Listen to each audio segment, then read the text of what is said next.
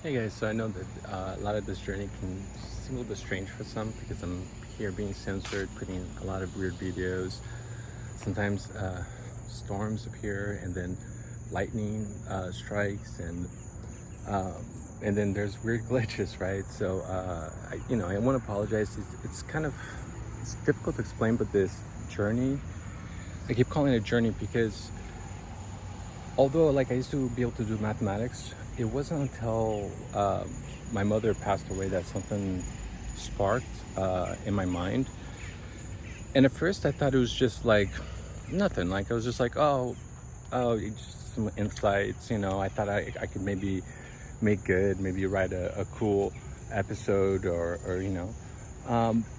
But as the mathematical insights kept coming and kept increasing, it became obvious that there was a type of synchronicity in parallel that happened with this journey that reflects something that it's hard to define in cause and effect terms.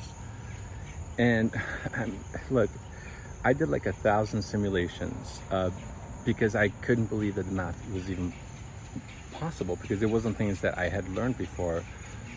It was kind of non-standard for my perception, and it was also, how do you call it, like I guess counterintuitive, I would say. And so for me, it was like being whacked over and over again until I finally gave in. I was like, okay, something weird is going on. And my biggest fear is that people will personify this and think of it in these definitions of like either religious terms or something, just a label, right? And the way that I think about this journey is that it has been built on something more like resonance. So we're all like in this feedback loop. Everything about the mathematics shows that the universe is cyclical. And this feedback loop, although I could see amazing synchronicities happening around me, it doesn't necessarily mean that it's just happening for for a single person, for example. These things, when you talk about like the potentiality of intelligences that could potentially relate to a higher dimension, the connections can be multifarious. You can have, let's say, a lightning or a cloud that appears, and if from one angle it looks a certain way from one person, and then looks different to another person because they're viewing in a different angle, but nonetheless they can find a type of inner meaning that it's as if they're communicating, but it has to be done within the scope of their own free will.